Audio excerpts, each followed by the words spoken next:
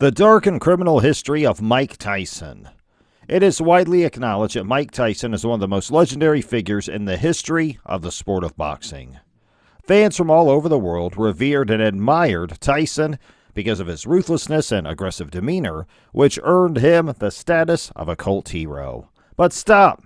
There are some marks also in his character that never a boxer want. So, do you get what we're talking about? That's why we, Jail Insider, are here, and today we'll discuss the dark and criminal history of one Mike Tyson. See, the same adulation was not all shared by the competitors, who were subjected to some pretty rough treatment throughout the match. Tyson was disqualified after biting Evander Holyfield's ear with one bite, infamously strong enough to remove a portion of Holyfield's right ear. This bite caused Tyson to be disqualified in his heavyweight championship match with Holyfield. The statements that the 54-year-old man made verbally were equally shocking, and they caused the general populace to be shocked and stunned by his points of view. Mike Tyson's victory over Clifford Etienne in their heavyweight bout held at the Pyramid on February 22, 2003 in Memphis, Tennessee. Tyson attended a press conference to discuss his victory. In New York City, on June 21, 2003, Tyson was taken into custody after getting into a fight with two men outside of a Brooklyn hotel. He was arrested for both assault and disorderly conduct after the incident. Mike Tyson had a difficult childhood that included being arrested dozens of times. In his autobiography, he describes how a counselor at a juvenile detention center was instrumental in shifting his attention away from a life of street fighting and toward a career in boxing. 56-year-old Iron Mike was only 2 years old when his father left the family. Mike's beginning in life was not particularly auspicious.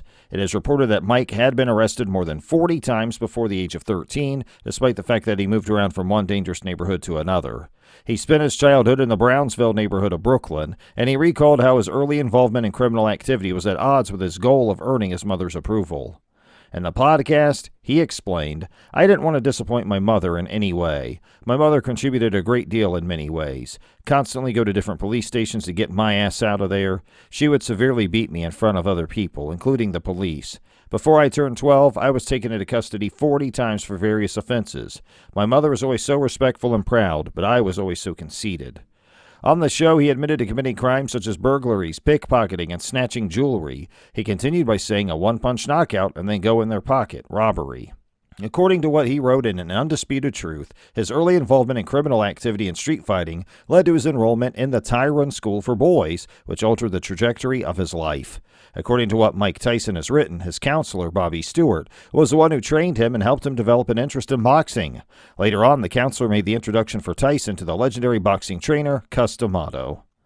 Mike's mother passed away when he was 16 years old, and he was left to fend for himself until boxing manager and trainer Cus D'Amato became his legal guardian and began training him to become a professional fighter. Cus D'Amato also managed Mike during his time as a professional fighter. Following his meteoric rise to fame, he quickly became the most successful boxer in the world. However, he's also dubbed the baddest man on the planet during this time. He earned himself a reputation that he would have to live with for the rest of his life by doing things such as purchasing a pet tiger, biting off a rival's ear, and paying for wild orgies. According to the information available on Tyson's prison record, he was charged with 1 count of rape, 2 counts of criminal deviant conduct, and 1 count of criminal confinement in the year 1991. In Marion County, Indiana, he was charged with the alleged rape of Miss Black America contestant Desiree Washington, who was 18 years old at the time. Records from Mike Tyson's time spent behind bars. His arraignment on September 11th set the stage for one of the most publicized legal battles in modern history. Following the confrontation between Clarence Thomas and Anita Hill, as well as the date rape trial of William Kennedy Smith, the proceedings were expected to attract more than 400 broadcasters and reporters from the United States, as well as 13 countries outside the U.S. According to reports, Fuller earned $5,000 per day. In response, the state of Indiana appointed Greg Garrison, a fiery and fiery-haired trial lawyer who hadn't lost a case since 1973. Garrison was the state's special prosecutor. Tyson was found guilty and given a sentence of 10 years in prison with 4 years suspended for each of the 3 counts, and the sentences are all to be served concurrently. According to news outlets, he was also sentenced to pay a fine of up to $30,000.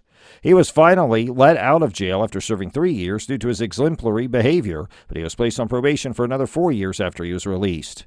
According to his sex offender registration, Tyson served time in prison for the crime of rape in 1991 and is now required to register for the rest of his life in accordance with Megan's Law. In the recently released documentary Mike Tyson, The Knockout, the subject's complicated history and the path that led him to become a legendary heavyweight champion are both explored in depth.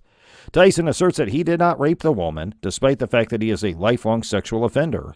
According to the information contained in his sexual offender registration, Tyson's required to register as a sexual offender for the rest of his life as a consequence of the conviction he received. According to a report from the year 2002 published in Texas, the requirements of his Megan's Law sometimes require him to register while he's visiting other states. According to the news outlet, he was obliged to register in San Antonio when he underwent some brief training there in the year 2001. He submitted his paperwork to get a boxing license in Texas so that he could compete against Lennox Lewis.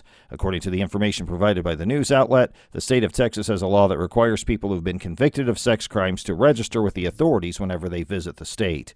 His attorney, Darrow Soul, was quoted as saying to the media outlet, "Mike always registers, and Mike always tries his best to fulfill his obligations. Even now, Tyson insists that he has done nothing wrong."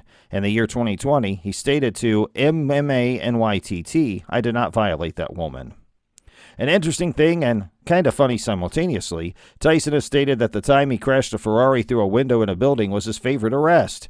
In an interview with the Diego Show, Tyson described his favorite arrest as occurring while he was behind the wheel of a Ferrari, but was unable to demonstrate adequate control of the vehicle. He claimed that he was just idling the vehicle when he sent it through the window by accident. On the show, he explained that the car went through the glass window, and I had to get arrested because I had to pay for the damage to the property. He continued by saying, "It was pretty good, yeah." Friends, this video is all about the criminal impact of Mike Tyson on his career. So now, we'll have to say, that's it for today, guys. And we sincerely hope you enjoyed our video. If you did, please click on the like button, and make sure you share it with all your friends and family, and fellow fight fans in your inner circle. Did you ever see any Mike Tyson fight from his prime? Did you ever see him when he did his comeback fight recently, the exhibition bout with Roy Jones Jr.?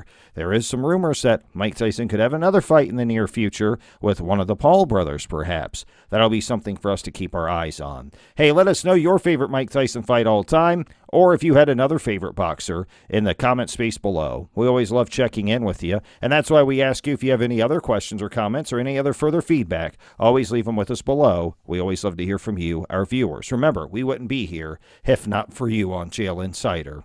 Hey, we also want to remind you real quickly, don't forget to subscribe to our YouTube channel, where you'll see even more of our incredible videos. We also have some other videos that have been specially selected just for you. One more thing, friends, make sure you press that bell icon on your way out the door. That way you're always updated of the latest information we have for you on our channel. Thanks for spending time out of your busy day to hang out with us today, and we look forward to seeing you in the next one. Have a great rest of your day, and thanks for watching.